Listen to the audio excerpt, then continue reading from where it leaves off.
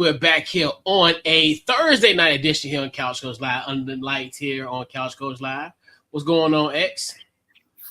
Ain't too much what's going on with you, Coach. How you been? Pretty good, man. You know, same old, is rolling. Ain't much, just working, doing the same old. Oh, yeah. Yeah, so we are here, like we said, on a Thursday night edition here on Couch Coach Live. We had something called the NBA draft. So we was like, hey, we wanted to kind of, we had to, push it back a little bit, but we back here on a Thursday. So got a great show lined up for you, a very basketball-centric podcast this week. We'll talk about a few trades that happened in the NBA. We'll recap yesterday and Tuesday nights, first and second rounds of the NBA draft. And without further ado, we got to talk about some news that broke this morning. Well, technically it broke last night. If you was watching the tail end of the coverage on last night of the second round of the NBA draft, Sean towards the end of the broadcast stated that the Charlotte Hornets were actively shopping LaMelo Ball and essentially expect a trade within the next 24 to 48 hours. In Sean's wisdom, it took less than 12 hours. Well, we found out today that the Charlotte Hornet star was traded to the Minnesota Timberwolves, which we will break down the specifics of that. So essentially, Minnesota Timberwolves received Ball and forward Josh Green, while the Charlotte Hornets got Nas Reed, a 2033 unprotected first-round pick, 3 first-round pick swaps in the year of 2028, 2029, and 2030, and 3 second-round picks years of 2029, 2032, and 2033. Yikes! So the Minnesota Timberwolves essentially won't have a pick of their own in the sense their own date of picks until 2034. So, X, what are your thoughts on LaMelo Ball being traded to the Minnesota Timberwolves? What you got? When I first called Winter Shams mentioning that the Hornets were actively shopping LaMelo, I was kind of shocked because I thought he was going to be part of the I thought Shaw was forming their own big three with Brandon Miller, Antetokounmpo, and LaMelo himself.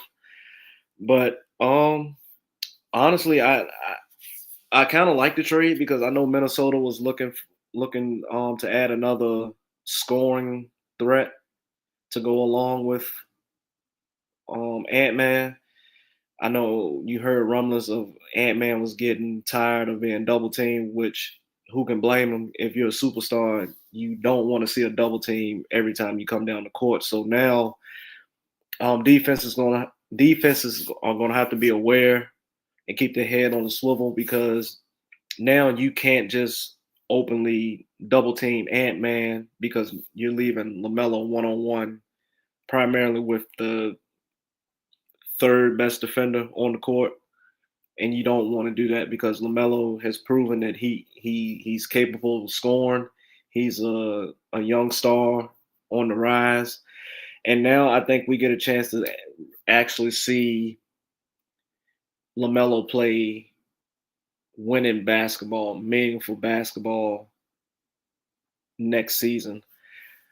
Barring any injury, hopefully he can stay healthy. We know he has I don't want to call him weak ankles, but we know he has like ankle injury history, somewhat similar to Steph Curry back in the day. So hopefully he can correct that injury. And as far as the Hornets go, I like them getting Nas Reed in return.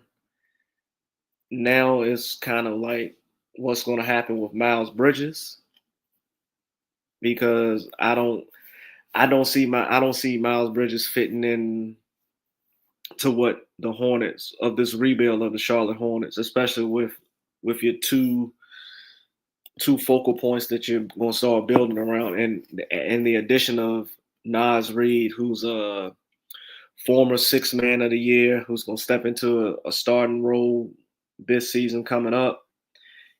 He's he can score in the paint.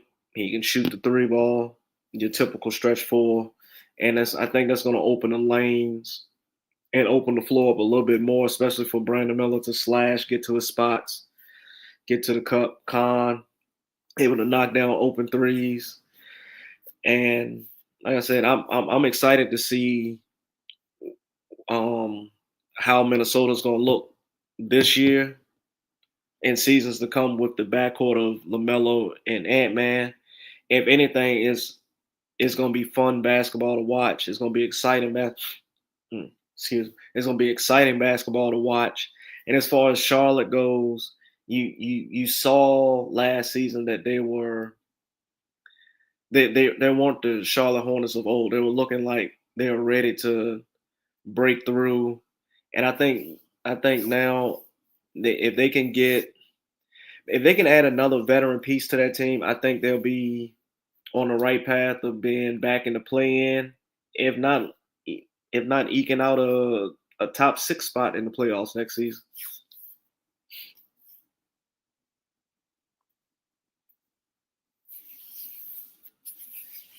That's all I had, Coach.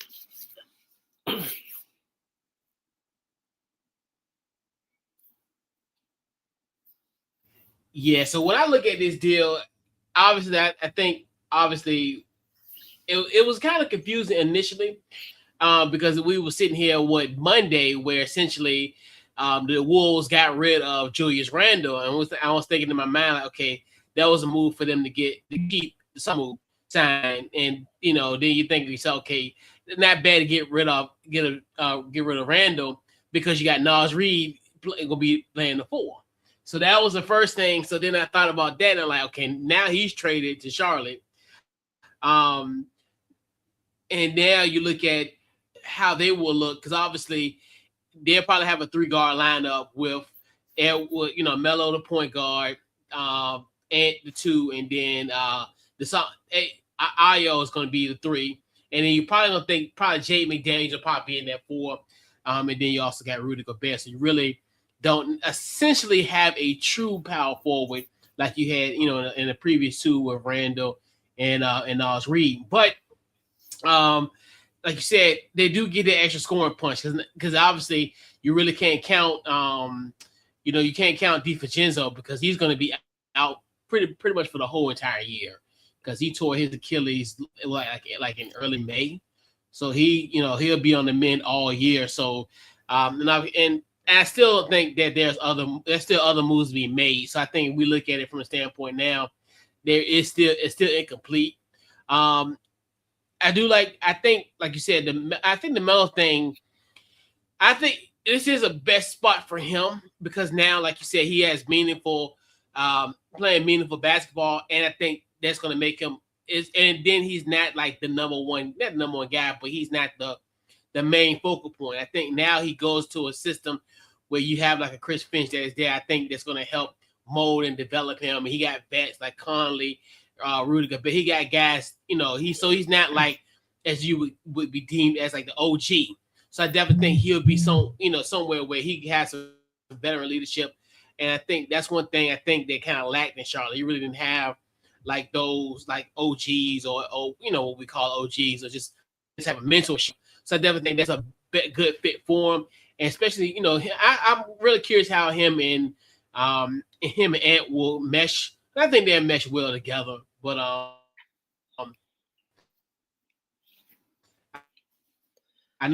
know one thing is going to be really entertaining, to say the least, with those two in the. And I think Charlotte, I definitely White, so I definitely think he'll step into that point guard position. Is he a true point guard? Not necessarily. But so you look at now, you got Con Knipple. You definitely think like Brandon Miller, and what have you. And then now you solidify having Naz Reid that pretty much should be your center.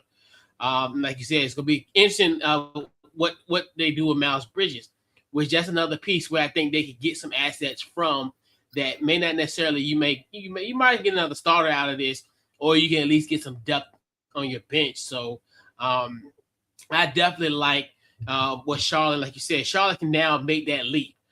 Having that lineup, and like you said, with Con Knipple, I definitely think he'll step up yet again.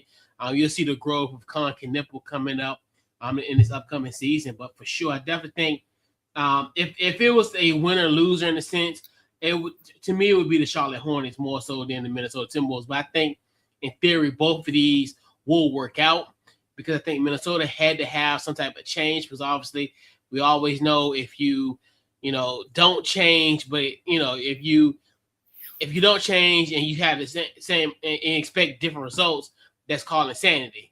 So we knew that they were going to kind of get it all together. So um, I definitely think this is definitely going to be a good addition for both teams for sure.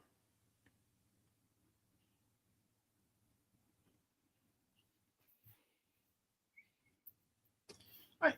So we got to talk about Austin Reaves, your boy X. Got that 4 year, $185 million deal, man. Shout out to AR, man. Got that huge deal. What's your thoughts on Austin Reaves getting that 4 year deal for your beloved Los Angeles Lakers? I mean, it had to happen. I know they were trying to pretty much lowball him at first, but then I guess the Lakers caught wind of multiple teams offering um, a substantial amount of money, more than what the Lakers were offering. So Lakers did right by Austin Reeves. I mean, Luca pretty much co-signed it and saying he wanted AR back with the team. Um, and then, like I said, for a guy that was undrafted, had to earn every minute on the court from his rookie season until now, you saw the growth every season from his limited minutes coming off the bench to now becoming option. Um, at moments during last season, he was option one when both LeBron and Luca were out, and then you saw him become option two, and then in the playoffs he kind of in the playoffs he was option two because Luca was out the entire playoff run. But at times you saw him be option two during the season, and sometimes be option three. He was sidelined with an injury during the season, but that's either here or there. Like I said, he got his money, 4 years, 185 mil. Um, Also, it's a record-setting deal for an undrafted player. That like I said, that right there shows that he put in the time, the effort, and he put in the work to become the player that he is today. I want to give a major shout out to Phil Handy, who played a major part in that. Um, and then also, which everyone knew what was going to happen. He declined his $14.9 million player option for this upcoming season to facilitate the extension. And with this new deal, um he gets a player option in the final year of that contract. Um, it matches the maximum he could have had. He could have earned an unrestricted free agency from other teams. And if you think about it, I'm going back. I know I'm going flip flopping back and forth, but Austin Reeves averaged what about 24, 25 points a game this past season. And like I said, if you look back over his career from his rookie season till now, you saw points per game go up, minutes per game go up, and you just saw him get better and better. Now, in my opinion, after watching AR all this time, you he tends to struggle a little bit in the playoffs. I think now he has to take that next step is to I'm not worrying about all stars and all NBA and all anything like that. I'm ready for him to carry his level of play that he has during the season and take it to the playoffs because that's when it really counts. You as a Laker, and we don't measure.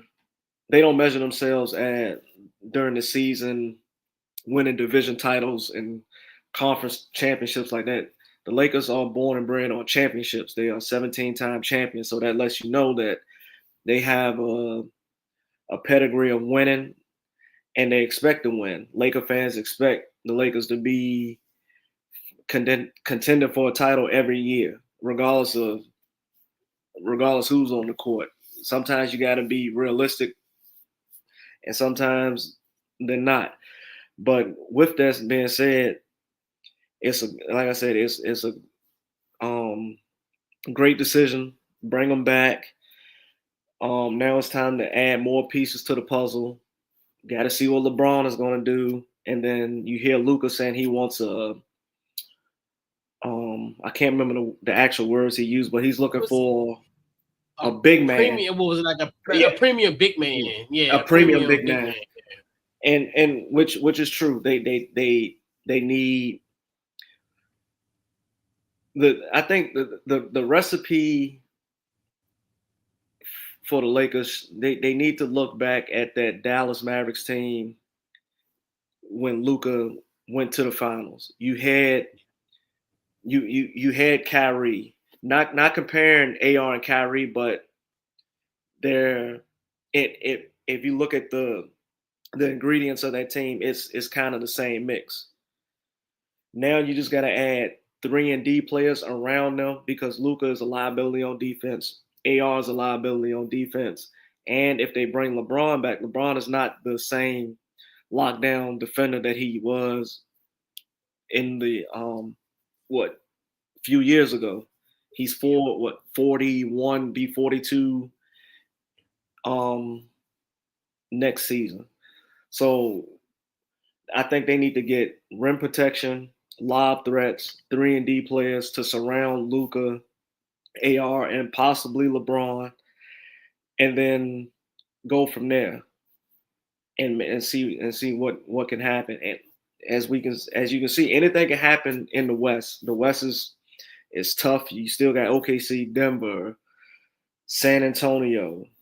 I don't know what Houston's gonna do because you see they're taking I guess they're listening to trade offers on Şengün and KD. So as of now, they're still part of the team. So I throw Houston in the mix. I think Portland's gonna be better with Dame coming back and everything. So like I said, it's gonna be tough out in the West. But I think if Lakers can just try to mimic what Dallas that Dallas team that went to the finals with Luka. With Luka and Kyrie, then you have the recipe for success and getting back possibly getting back to the finals. So, and it all starts with bringing back AR, bringing back a running mate that Luka likes to play with, that wanted to play with, and then now, like he said, he wants a premier big man. Go out and get you go out and try to find you a premier big man. Yeah, and that's what we're really interested in who they're gonna pursue as the big man, and like you said, where they need to get get defensive, and like you said, and have like that because they're looking literally for that lob threat. Essentially, when you look at it, when he plays well, like you said, the recipe, you got guys like Gafford, in that Dallas situation, Gafford, AD, the kid from Duke, what was his name? Lively. So those type of guys where they're like you have that lob threat. Yeah, I like it. I definitely like this move for Austin Reaves because he was going to get the money regardless of where he went. But now you go with the Lakers, and I think that's one of the things where you look at this kind of move. It's a testament. I think if especially, I know there's a lot of guys who didn't get drafted, Tuesday and Wednesday night, and you can look at this type of situation in real time to say, hey, it's not over. Like, because I know, that type, you would think that feeling would exist if you didn't get drafted. You think to yourself, man, it's some uphill climb. But you see a guy like Austin Reaves doing what he does, it's definitely something that's really inspiring. Like he, as we would always in theory would say, he got out the mud. Like you said, he, like as far as just the naturalization process of him developing into this, 20-point per game, 20 plus point per game scorer in this league, and and like you said, continuing to play like with the Lakers, and like you said, he been a good running mate for Luka. So yeah, I definitely think this was a great deal. I kind of wanted him to go to Detroit because I definitely thought Detroit needed like that second score. I would thought that would have been like the ideal place for him if the Lakers didn't get him a deal.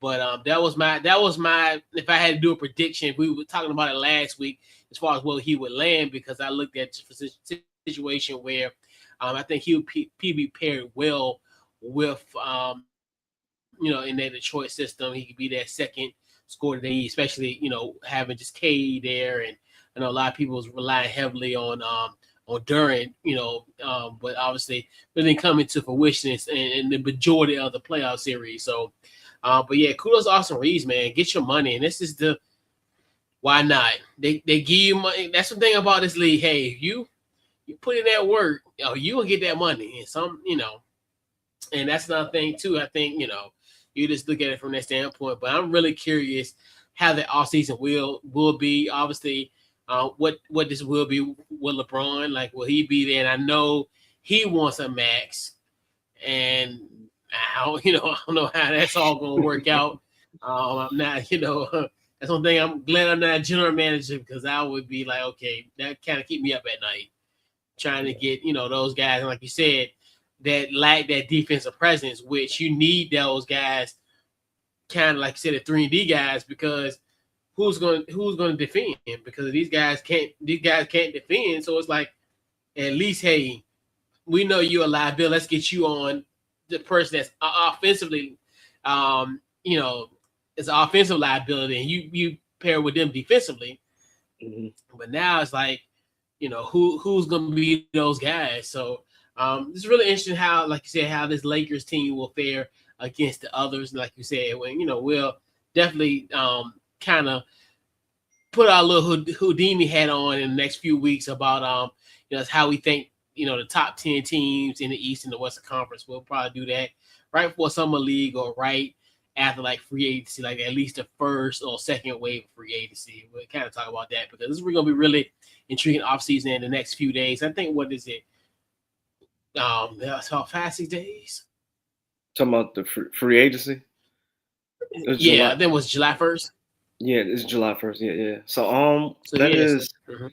I'm about to look. I'm looking now and see what day that falls on. That I think it's on a is. Wednesday. That's on a Yeah. Wednesday. Yeah. Next Wednesday. Yeah, Yeah. because we only had 31 days in July. I mean Mm-hmm. June. We only got Yeah. 30 days. So yeah, we only got yeah. But yo. Yeah. So But hold on, Coach. yeah. Before we move to the next topic, Yeah. I was, as you was talking, I was thinking, like, I remember. I don't know if you remember, but you remember, like, on those like those mid 2000, like NBA 2K 14, 15, stuff like that, when you Yeah. would be like when you be in the park, but you'll be an undrafted free agent, Yeah. go out, do a showcase, get picked up on the team, earn your money and stuff. This kind of reminds me of that story. Like, kind of, Yeah. it's kind Yeah. of similar. Yeah. Like, being like, for Austin Yeah. Reaves, going undrafted, have to show up in the summer league, ball out, um Yeah. earn the trust of your teammates, and you especially earn the trust of the most important teammate, which is LeBron at the time. Look, Yeah. LeBron, yeah, I think when the Lakers lost, what's his name? Russ? What's his? No, not Russ. He went to Who's he's on that? OKC. Or you know who I'm talking about, with the headband. Blanking on his name. He's with OKC now. Mm-hmm. Alex Caruso. Yes, Yeah. yes, yeah, yeah. Yeah. Yeah. So Yeah. yeah, I think when the Lakers lost Alex Caruso, I think they realized when they found the diamond in the rough in Austin Reaves, and they saw the progression every year. I think when they gave him their first contract to this contract, I think they felt like, we can't have another Alex Caruso happen where he leaves, goes to a different team, and balls out, helps another team win the championship. And I think it was important to, like I said, it was important to bring AR back. And I think it was important for AR to come back because I feel like he has a sense of loyalty to the Lakers because they took a chance on him when no one else really did. You had 29 other teams that had opportunity. Well, you had 30 teams that had opportunity to draft you, but then you had 29 other teams that had the chance to snag you off of as an undrafted free agent, but they didn't. The Lakers took the chance. They brought you into camp. They brought you into summer league. They watched you play. They saw you.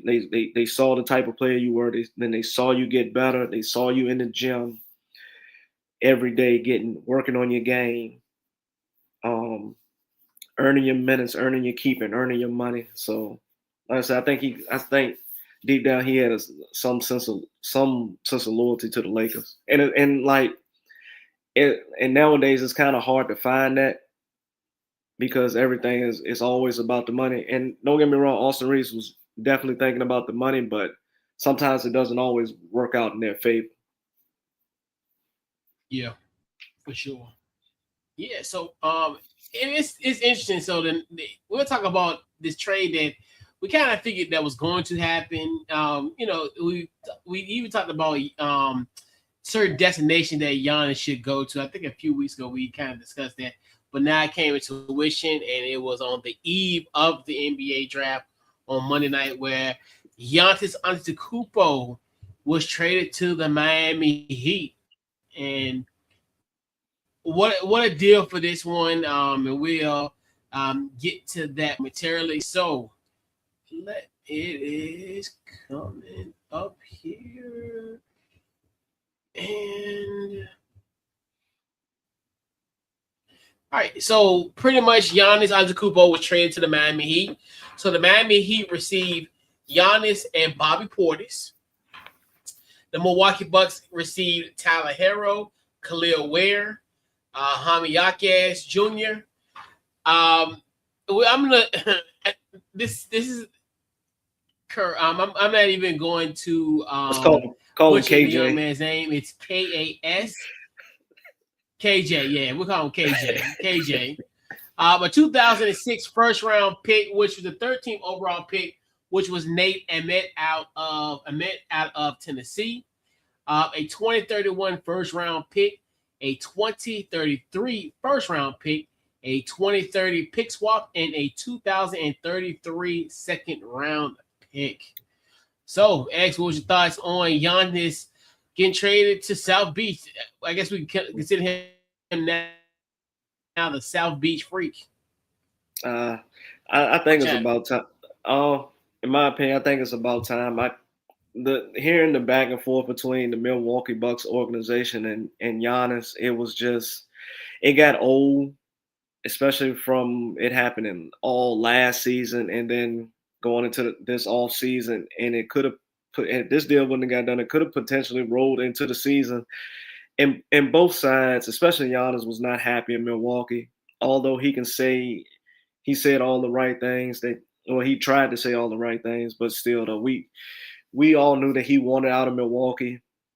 And it was time for him to leave Milwaukee. He done everything he could. He was a 2-time MVP, Defensive Player of the Year, won the Finals MVP. Um, like I say, he's done everything in that Milwaukee Buck uniform that you can ask for. He represented that city with grace. Um, and in a city that's hard to attract free agents, and knowing that you got to build that team through the draft, I give kudos to Milwaukee. They did what they had to do, and then they also picked up key pieces along the way in Bobby Portis and Drew Holiday to solidify that championship run, which was great. And then, well, I mean, like I said, what else could you ask for out of Giannis? Like I said, he's done everything that you could have asked for that organization. So it's time for him to move on. And in exchange, you get back the hometown hero in Tyler Hero, Khalil Ware, Jaime Jaquez, KJ, and a slew of picks that you can use to to rebuild your team for the future. I like Nate Mint. I actually got a chance to watch him play in in the in a league that they played at Fork Union, and they played like other teams. It was like a certain league they play each other at Fork Union. So I got a chance to watch him play. Um, Great talent. I think he may not be. I'll take that. He's not going to be the superstar that Giannis was, but he doesn't have to be. As long as they can rebuild and put other good pieces around him, I think Milwaukee can be a good team in the future. As far as Miami goes, I think now they're in the win now mode, especially pairing up Giannis and Bam. I still think Miami's missing a lot of shooters on the perimeter because with Bam and Giannis, the paint's gonna be clogged, and Bobby Portis can only shoot but so many perimeter threes. So I feel like in order for Miami to be like a top 3-4 team in the East, I think they need to add more perimeter shooting around Giannis and Bam.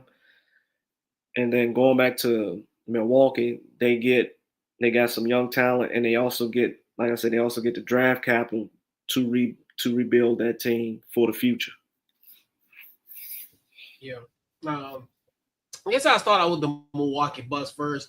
Like we talked about as far as like even when we kind of did our prediction where we think he was going to land, and it was out. One of the things we were saying, this what you get in return, because that's going to be the classic thing where you know um, that was going to be key. I definitely think Milwaukee did a good job as far as getting certain assets back in return. Because obviously, if you heard the reports where Jaylen Brown was going to be shipped, but they were only going to give up like I think a few first round picks, which you look at here where they was able to get assets and draft picks compared to, and it just lets you know the kind of what Milwaukee's direction is because you know because you look at it where they could have got like a Jaylen Brown and kind of, started and at least had like a marquee name added to it. But I think in this case, you get the right assets for this team. And I think they know their personality. It's like being self-aware, where you got a guys that's gonna probably stay for the most part. I know there's been some rumblings as far as Tyler Hero might be on the move again. So you look at that. Even with that, I mean, like we talked about it, you still got like Hawkes. Obviously, we talked about Ryan Rollins. I think a few weeks ago we talked about how I think he's going to be, an emerging point guard for this team. Um, Still got Miles Turner, Kyle Kuzma on the team, and then so like we talked about, what they got, Brandon Burries, who they drafted 10th overall, and then also with Ahmet. So I I hope they do keep Tyler Hero because I definitely think he's someone where he could be your building piece for the future. He is a all-star caliber guard that definitely think you should keep. I know a lot of people saying that he's on the move, and I'm hoping that's not true, that he can stay. So I definitely think the Milwaukee Bucks did a great job. And the funny thing about it is this deal won't be complete until 2033. So that's one thing about it's almost similar, like not similar, but like the Paul George trade to the Clippers just essentially just finalized. You know, so you look at even how OKC is still reaping the benefits of it, and the same thing going to happen here where Giannis will be long gone, and Milwaukee still reap the benefits of that trade. So I think that was smart by getting those type of pieces. I definitely like the Khalil Ware. That was I think one of the biggest sticker points in Miami's trade. But for them to even, I know that was I know because they was trying to pull off this deal during the trade deadline. I know a lot of people saying what was the sticking point was Khalil Ware. Like they weren't going to get off of Khalil Ware, but they actually did. But I don't know. It's instant. Miami. And I know a lot of people saying, well, Miami really the cupboard is bare because you don't know what's going to happen with if they're going to be able to keep Norman Powell. So it's kind of one of those things where it's like you look at it from that standpoint. But I don't know, but for some bizarre reason, I'm really not too concerned with their depth at this point because they do a good job as far as just finding like diamonds in the rough that they could get like league minimum for. Because get like guys we talked about before, like a Gabe Vincent. They've had him in before. They do a good job with developing. Like some of these guys we never heard of. Essentially they kind of develop like the guys who they pretty much shipped to Milwaukee. So you think this up they can do this again? If you look at it from the standpoint, this really doesn't necessarily move the needle per se, like you talked about as far as a duo of Bam and Giannis is going to be really interesting, because they're like that. From what I see now, and it's like on paper, it's not a good match, but it could be maybe once again in the court, maybe some synergy can happen in that regard. So I'm still curious about that. Do I think this is going to be somewhere that puts Milwaukee, and not Milwaukee, put Miami as contenders in the Eastern Conference? I doubt it. They'll get their ceiling is maybe not being in the play-in and being like a 6 seed and having a week off before this playoff start, but maybe they can get out the play-in. But I don't see how everything is constructed so far because you still got to think about teams still going to be making moves. So you're looking at what's Cleveland going to do, what's what's the Knicks going to do, what the Hawks are going to do. Obviously them momentarily, but it's going to be curious as what they're going to how move is going to really be in the grand scheme of things. So that this could be something that I wouldn't necessarily say be forgotten in the next few weeks as far as other moves are being going to be made in the NBA landscape. But this really don't move the needle. I still think there's still going to be like a 7, 8 seed in the Eastern Conference, which I think there'll still be a play-in team, unfortunately, even with this move, because yet again, how much you had to get rid of to get that. And I know they'll do a good job as far as filling those pieces in, but it's going to be really, really interesting of how they do all that. And that's one thing, too, I think even in this, to even get some value, you might, and then, who knows what's going to happen with Norman Powell. You would hope if they do get rid of him, it'd be like a sign and trade where you'd be able to get some assets because I don't think you would want him to just walk free and don't get nothing in return.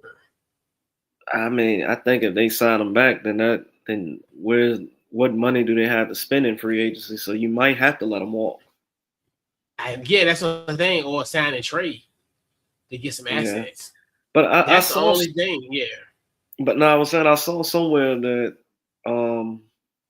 what Klay did, Klay Thompson, I heard Chris Middleton.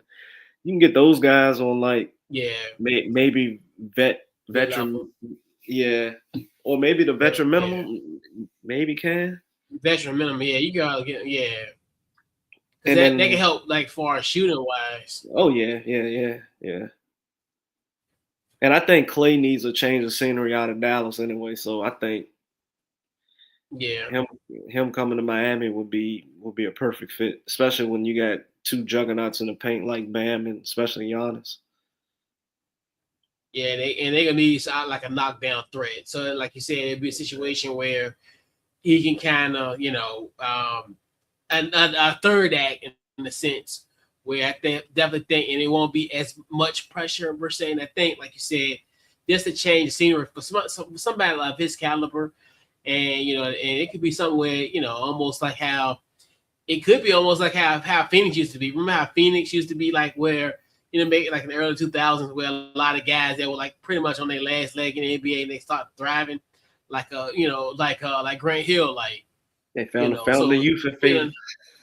Yeah, and I think that's what can happen in Miami. So Really interesting of how this Miami Heat roster will shape up. As and I definitely heard a lot about Chris Middleton.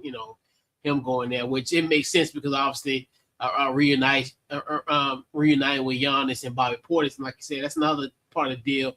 But I definitely think it's gonna be good. He could be like your heat check guy. I think he'll be someone, and in a weird way, because I was even talking about it the other day, just that front court alone could be good. Be a great could be a matchup headache for Victor Wembanyama and the San Antonio Spurs in a sense, where you kind of got that type of situation, and you got like a Bobby Portis who is pretty much at this point a modern day heat check kind of guy. Where I definitely think Bobby Portis can get in Wemby's head. So yeah, I definitely think. But the funny thing about it is, could they even get?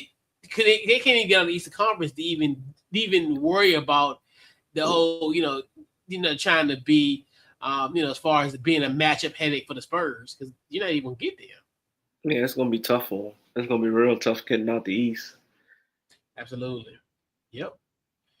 So we gotta talk about the NBA draft that took place, which I think they need to at this point just have it one night. Yeah, The two yeah. nights, I'm just it was cool. I guess probably because of when Bronny got drafted, but yeah, let's just do this. Let's just do this in one night. Just scale it. Maybe start a little early. Maybe start the draft at 7 o'clock. Reduce the time for the first round, maybe like 3 minutes, and then a minute and a half for the second round. Just keep it. Yeah, that second night, it won't. Don't do that again. Coach, I ain't even gonna lie to you. I didn't even watch night two, to be honest. I looked at a little bit of it, but I, the most intrigue was, Deshaun's report about LaMelo. yeah, but I mean, I followed it on my phone because I was eager to see where did Isaiah Evans end up at, and I saw he ended up in Yeah, Minnesota with the 33rd pick. So I yeah, was I was just like I said, just wanted to see where he ended up, and also Vessler, I mean yeah, Vessler Henry. yeah. Carolina, yeah. Hmm. I know, right? It's really interesting, yeah. But so what are your takeaways from the NBA draft? You got two of them. What's your two takeaways? Um, it- the the the first four picks was pretty much predictable.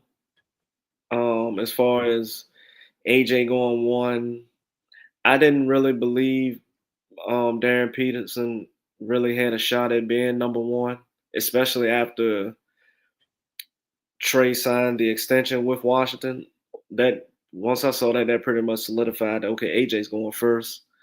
And then I think I was either or with Cam Boozer and Caleb Wilson. They could have either went. Um, Caleb Wilson could have went three, and Boozer could have went four. So, but it like I said, to me, like I said, the top four were predictable, and then you get into as you heard someone said, the real draft begins, and it was real guard heavy after the first four picks with Acuff, Flemings, Brown. I feel like I'm missing out on somebody. Wagler, Yeah, Wagler. Wagler, yeah, Yeah, and once again, the rich got richer with OKC getting Mara from Michigan, and also Dustin May got one of his guys to with him yeah. in Dallas. So I think that was good to see. I like the fact that Lindenberg ended up in Golden State because Yeah. he's an older player. His style of play kind of fits the mold of Golden State, especially having those type of players around Steph. Mhm. So I think that was a solid pickup. And then Lindenberg's story just is Yeah. just amazing. It's special. And then another thing, I heard someone say the other day, you saw a lot of two parent households, Yeah. and I thought that was special Mm-hmm. Um, that was good to see. Especially during a time where you kind of rarely see it, especially being those guys in the draft. Yeah. But just saying the fact that um, they had the close knit family surrounding them at the draft, supporting them, celebrating with them. A lot of smiles, a lot of tears, just happiness and just a sigh of relief for a lot of those players that they achieved their dream, made it to the next level, but now you can't stop. The journey really just begins, and it's time to move forward and get ready. Yeah.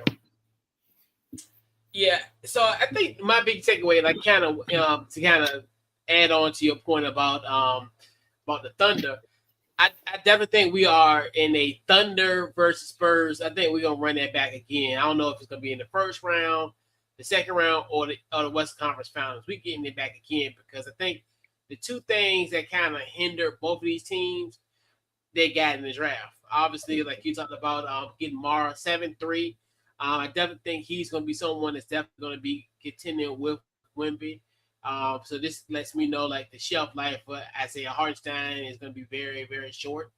Or maybe Chet. Who knows? I No, know. Well, I'm not saying, I'm saying, yeah. not now. I'm talking about just down the line. Like once he Ah, develops into what he is, not tonight, not like not talking about down the road. When but it's time to maybe sign him to a long term deal. What they gonna do as far as that's concerned? Not oh today. yeah, oh yeah, yeah, yeah. I think OKC gonna try to stay under that second apron as much as possible. Yeah. That's what I mean. Not nothing, but he's gonna be somebody's replacement. Either one of the Uh, two down the road. They're not gonna do it that way.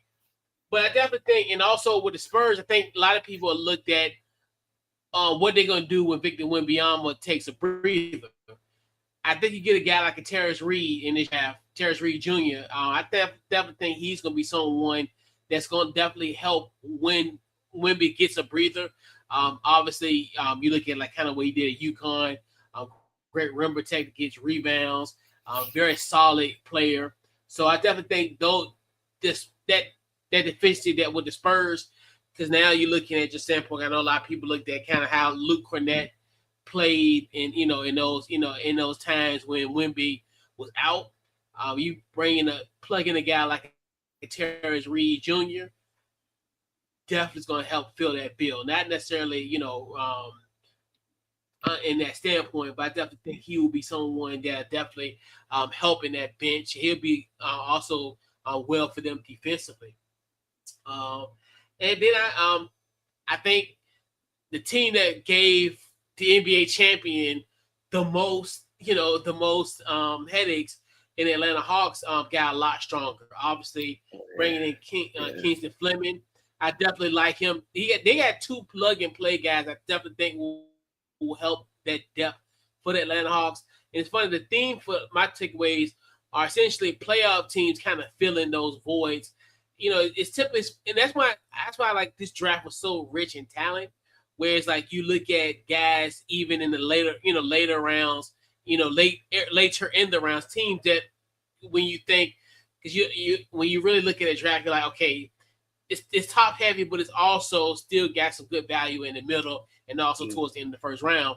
And I think that's what kind of shows you how this draft is, where typically you'll be like, oh yeah, the Wizards they did this, or Utah, your top two teams, which they improved their roster, but you look at even playoff caliber teams, like I thought about the Thunder, um, you know, the San Antonio Spurs, and then the Atlanta Hawks, who pretty much mhm, gave the Knicks their biggest competition in the playoffs, with beating them twice. So you bring in Kingston Fleming, a guy from Houston, so with Kelvin Sampson what he demands. So you already know he's gonna just be like a plug and play. When you're coached by by Sampson. So you look at that, and then Egypt, Zubi Ejiofor from St. John's. Hmm. The Big East Player of the Year this year. So he'll be someone definitely gonna be a plug and play for this young Atlanta Hawks team. Definitely, I think both of these two guys will fit well in a Quinn Snyder type of system. So my two takeaways are the playoff teams got richer. The rich got richer, and these are going to be some teams that definitely think will contend in their respective conference. So, and, so I definitely think it's going to be a they did a really good job. These three teams to solidify their roster. Yeah, coach. I want to add. What's the kid? He got drafted by Boston. The big man. I Let me can't. think. I can't think of his name. First round, or let's see. I think he was the first. I think he was the first rounder. About Celtics. Oh, you talk. Oh, I know you talk about. Uh, Scenic, Chris Scenic Yes. Jr. Yes. Yes. from Houston. Yes. From Houston. From Yeah. Houston. Yeah, that's another Yeah. chance It, to it, get. Yeah, for sure. Yeah. it's like you said. Like you said, the rich got richer. Yeah, the rich got richer. He's gonna be he's gonna be key to that Boston rotation, especially being able to play around the paint. So I like that addition. Yeah, and that's one thing too. Yeah, and the beauty thing with them, with the Celtics, because they're trying to fit under their apron, so they're gonna rely a lot on their youth, Hmm. and that's gonna be the beauty thing about the Celtics going forward, where they'll still be in contention, but they also be relying on a lot of young guys. So I definitely like going forward with the Celtics. Even I think even they potentially post Jalen Brown trade, I think this still is still going to be a solid team going down. Because obviously even they'll get a haul for him. If they decide to trade, which probably more than likely they're probably because I think Brown is up for an extension one in July, right? I think he's up for an extension. So I think they're probably more likely gonna move him before it's time to give him an extension. So I would be surprised if we see him next week and he's traded. Yeah, but I think So teams gonna be hesitant to trade for him if he is not committed to signing an extension with the team. yeah, oh yeah. I mean, I definitely think you you're gonna have an extension on the table for him. I don't think you're gonna trade for him blindly. Yeah. Like I think like the intent, because a lot of people was like had that bated breath about Trey Young, but we all knew Trey Young was going to opt back in. Like, and I guarantee you they had those conversations when they traded for him. Oh yeah, yeah, In the yeah, season. So yes, yeah. and teams might be hesitant, but I think if you are going to pull the trigger, you're going to have the ink pen and the contract ready for him. Like he's probably going to Mm. sign that. You're going to pick him up on the PJ, and he's going to sign it. Like before you offer him a cup of water and some snacks on the plane, you going to sign a contract. Like you're going to at least have an oral commitment before you Yeah. even before we even pull the trigger on the deal. I mean, it's to a point where if I'm on the phone with Brad Stevens, like, hey, you put Jalen on the phone with as well, and he got it, yeah, they will make sure, because you're not gonna yeah, yeah, because that wouldn't even be your intent. Like that would be your intent to sign him for the long term, because obviously, because whoever the team is getting him is going to get rid of a lot of assets. So obviously they're going to have, they're going to, you know, dot their I's and cross their T's. So yeah, yeah, and I get there's a bated breath, but I think whoever's doing it, they're gonna be they're gonna know. It's not gonna be something where you're not gonna leave me at the door. You're not gonna leave me at the altar. Like you're gonna sign it. like regardless. Um, but yeah, I definitely think the Celtics. When you look at it, they're gonna be really. They're gonna have a and they do a good job with development, especially in this Brad Stevens era. You start to see guys like, especially like one of my guys, Max Shoga. Like, I definitely think he's gonna be someone that's gonna play some significant time this year as well. So I definitely think, like you said, the Celtics, the rich get richer. And this is the type of draft where you know this will be whole true for them as well.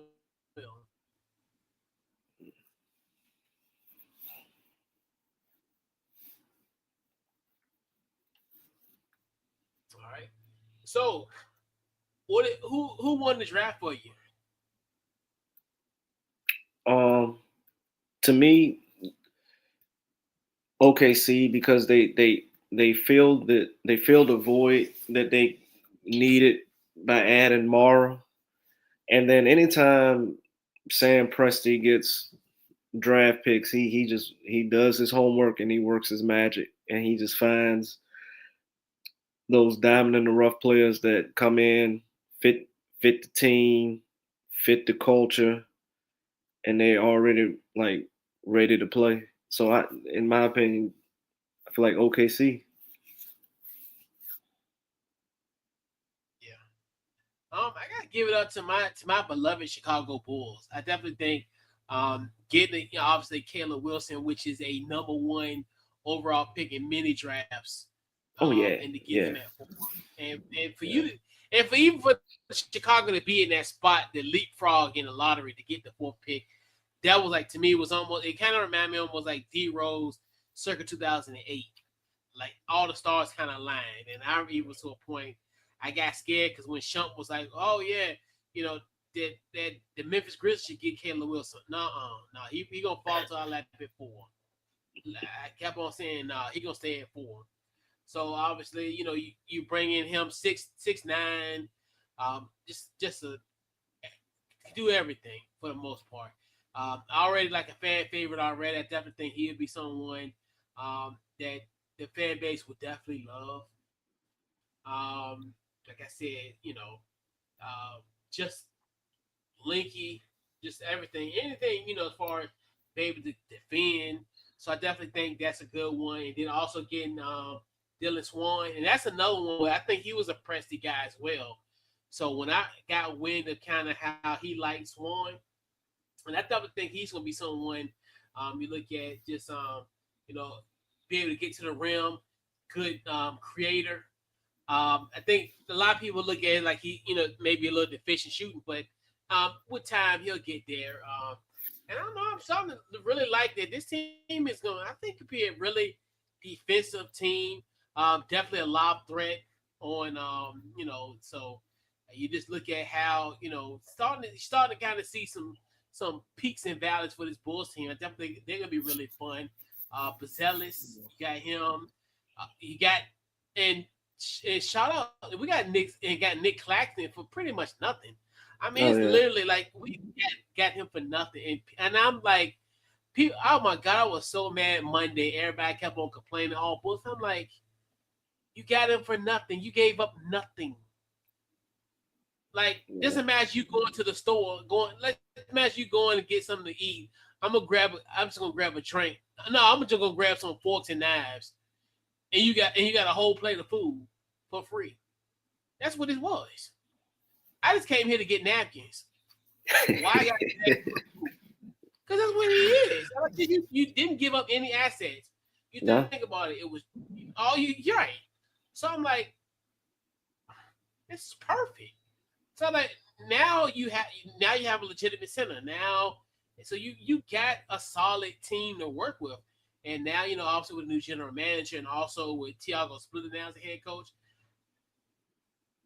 the future looks bright for the Chicago Bulls team for the first time in quite some time. So um, I definitely think they did a great job in this draft. Two solid pieces to kind of add to what you already got. Obviously, you look at other that I've left that are making such a great impact. But But that's just can't even cry over spilled milk at this point, and you just got to move on with it. But yeah, man, I definitely like what they did for sure. They definitely won the draft, in my personal opinion. Oh yeah. Chicago had a hell of a draft. Yeah.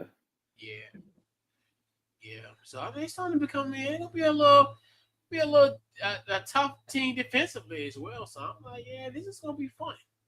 I It's just gonna be hope I just hope they be patient with Tiago. You gotta give him time to get these guys developed and ready to go. yeah, and that's the thing. And hopefully they will. I mean, you've been patient for everybody else. I mean, Yeah. um, so I definitely think, and, and obviously with him having success early doesn't help. But I definitely think how if he have a situation like he did in Portland, I hope to God nothing like that happens here in Chicago. But I think if he was able to kind of withstand what happened last year, and him essentially being thrust in this position, pretty much what the first week of the NBA season, where he was, an assistant head Hmm. coach, and he ended up becoming like essentially a head coach overnight. I think because it was like because because Chauncey got arrested like the night, the morning after the game. Yeah. And Yeah. like, yeah, so it's just like, so to me, yeah, and like you said, the fan base will probably be a little bit I mean, they'll be patient, but I mean, it's one of the things where I think you're encouraged by kind of what happened last year with Portland. We thought Portland was going to probably, at least see some leap, but I don't think no one thought they were going to be the seventh seed in the Western Conference. So like you said, they'll be patient, and I definitely they got the right guy because like if he was able to handle because if he's able to handle what happened last year and is able to guide this team, the future's definitely bright for this Bulls team. Oh yeah, for sure. For sure. Yeah, I'm just glad that he's gonna get paid handsomely here. If he would have been in Portland, he would have got next to nothing. Yeah. 'Cause they own a cheap. He really cheap, like for real, for real. He don't even want to give you shirts. Can't be cheap when you're running a franchise. You're gonna find out really soon. I know he got success with the Carolina Panthers and all, but I mean the Carolina Hurricanes, my bad. And as you know, they're the Stanley Cup champions, right? But anyway, Yeah.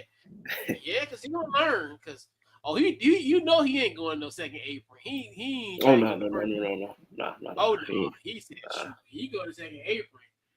Everybody gone. Like sure, he gonna they gonna be have. they gonna be flying commercial. Man, they be flying commercial. They be staying in the days in. They be staying. Oh yeah, you gonna be having roommates. Roommates again.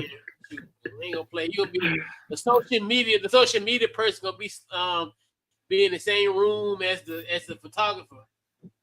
Like, Yeah.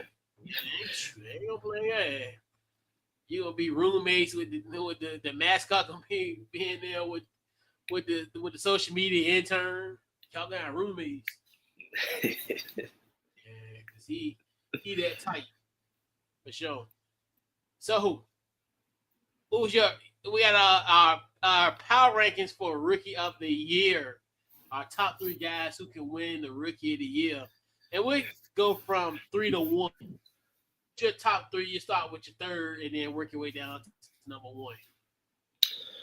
um, Starting at number three because I don't know. Like to me, I don't know how they judge the rookie of the year. Does the team have to be successful, or is it just the play of the rookie? Because in my opinion, I thought this past season, Con Canuple pretty much had it sold up. I thought so too, right? But then Cooper Flag had the 50-point game and what a follow up with a 40-point game, and then kind of And they were what 12th in the Western Conference. yeah. And Charlotte was in the play. I mean, Yeah, granted, Canuple had a bad showing in the play, but he was he was a key contributor to that team being successful and making it to the play-in. So yeah. so if I'm just strictly going off of just what I think what the rookies would do individually and stat wise, number 3 I'm gonna go with Darius Acuff. 2 I'm gonna go with AJ DeBansa, and my number 1 pick is gonna be Caleb Wilson. I tell you, man, great man nigga light. So I got Derek Peterson at 3. I got AJ at 2, and then I also got Caleb Wilson. And I think it's more so of I don't know, because I don't think it's going to be like kind of how. Because I think with Caleb Wilson, I think probably going to, as far as the impact wise. Yeah. And one thing I do like about AJ's situation where he's not the man now, but he will be the man like really, really soon. Like he's really like 1A at this point. Because if you look at it going into the season, he doesn't necessarily have to be like the franchise savior in a sense, because you got like now a Caleb. You know, now I'm not Caleb, but you got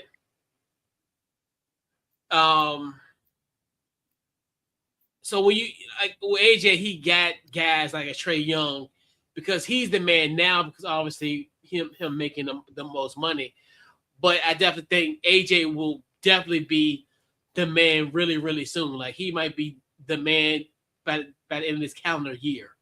And but it's just to a point where he doesn't necessarily have to come in and be that guy at this point of his career. So and he has a good supporting cast. And and then with Peterson, I definitely think, and it's gonna be really interesting because will Peterson kind of stand out of all guys? Because you just look at it just from that standpoint of what's going on with this Utah Jazz team, and because all those guys really do is just jack up shots. So it's one of the things where it's just like, who's gonna get the green light? Is he gonna get the green light to jack up shots?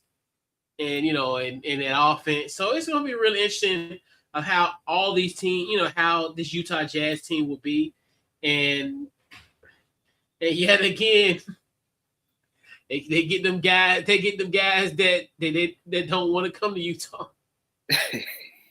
It's funny because he was like, "Well, I'm not gonna work out for Utah," and I'm like, Ace Bailey said the same thing. And where do you think Ace Bailey went to?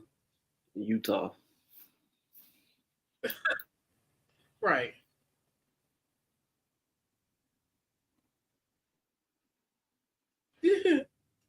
I know, and it's like, but shout out to our guy Will Hardy. You know Will Hardy from Richmond. The coach for Utah. Mm-hmm. Yeah, he's from Richmond. But yeah, it's gonna be really interesting how that all plays out in Utah for sure. But yeah, I definitely think with the Wiz situation, he can ease into the situation real quick. Yeah, and because everybody's still clowning about the whole thing, because AJ was talking about he was going to get the number 3 jersey, and then once trade, so now he will be rocking. So it's gonna be really interesting how that dynamic is gonna play out. Oh yeah. Yeah. And I hope they can keep AD. I hope so too.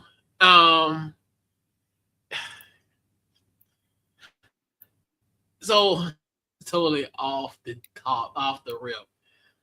Man, I didn't know Caleb Wilson agent was Rich Paul. I was like, oh. Because like, and I like Rich Paul, but if there's any type of issue or whatever going on, he gonna say something, and he gonna shake it up. Because obviously, like the situation, like when he was, when Braun was in Miami, everything, anybody, like all situations. Like even now with the Lakers and kind of how you look at like how his people are, how who he represents, and he kind of put a bug in their ear, and I'm Mm-hmm. like, I envision like 2 or 3 years from now, he gonna serve some stuff, and I'm like, don't like. So and like even here, I'm really curious how they're gonna handle AD in Washington. Yeah. That's one thing I look at it from that standpoint, and like you said, and if he does that, I just want him to be healthy again. I want him to because Anthony Davis, when you know he's I see he still got something left in the tank. If he can stay healthy, he's legit. Like, and that's the Yeah. thing where, but that's the biggest question mark going for him is the injury concern. Yep. You know, We seen what he can do when healthy. He yeah, won a champion. He won a championship back in 2020. So, because he's got it. He's got it, oh and it's yeah, just so it's just, and then like coupled with this team, I definitely think he would fit in very well, and that's and that'd be a nice solid big three in a sense where hey, especially in this Eastern Conference, he can definitely do some damage in the Eastern Conference with this roster. So and I honestly think Alex Saul would thrive in this. yeah, in this And offense, yeah, especially with AD, yeah, because because Saul will easily fall to the fourth option, and with the passing skills of Trey Young and AJ can pass the rock too. We yeah, seen him as a playmaker at BYU, so yeah, he can pass the rock too. I think so. Like I said, I think Saul would thrive in yeah. this offense.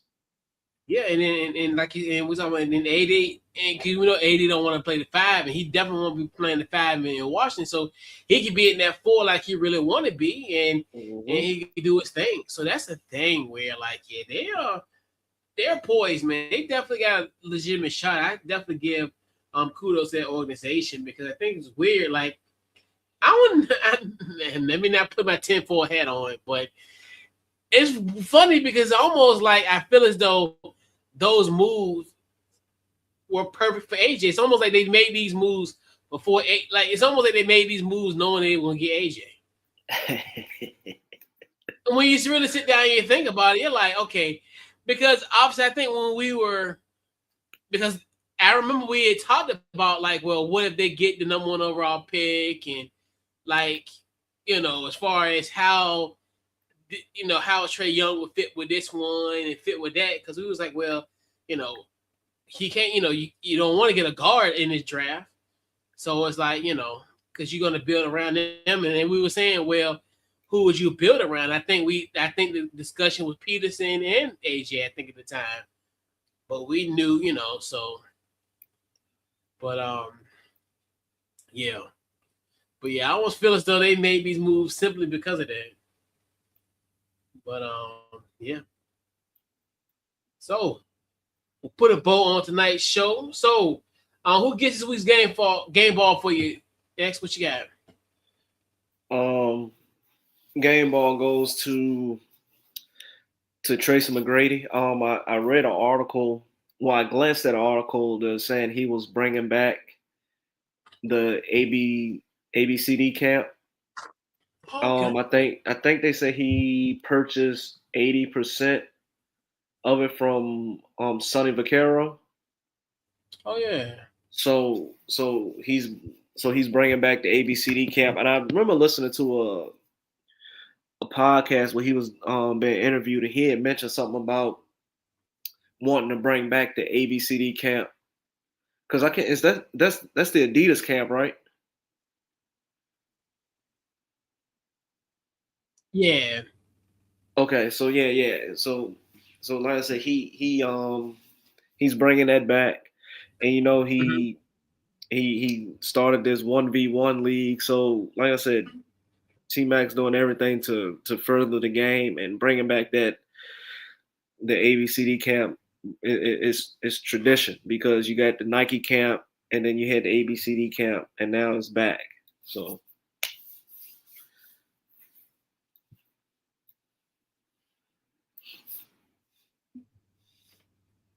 Yeah.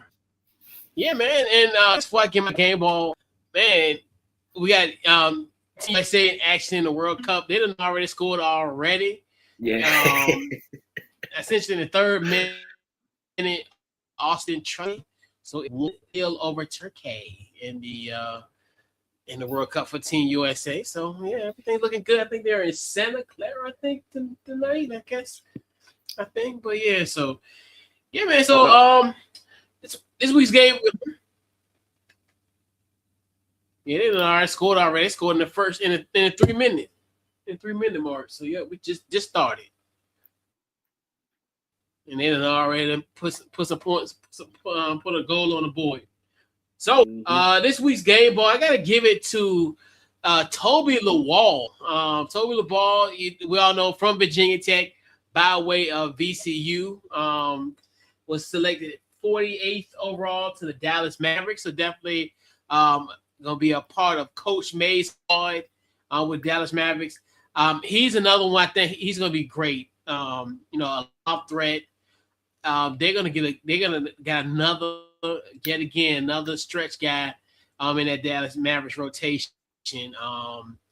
They got that was another sleeper in the draft, getting a guy like a Toby Lawal. So congratulations to him. I definitely think he's gonna be well in the NBA. And some ball, I don't know. Some of them, you go to down on 1200 West Broad Street, all of a sudden they started to get a run of some NBA players. It's been a minute, but I just talked about Max Shoga the other day.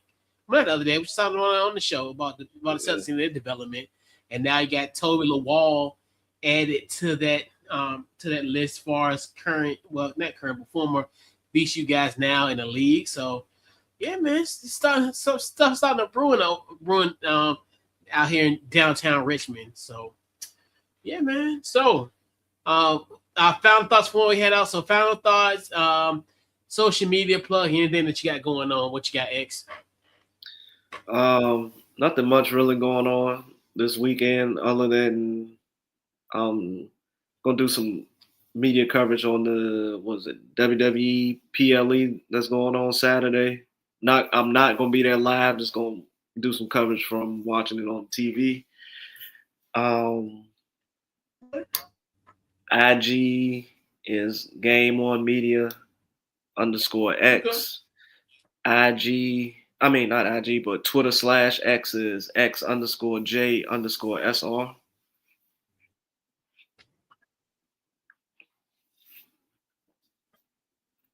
Yeah. I'll be right.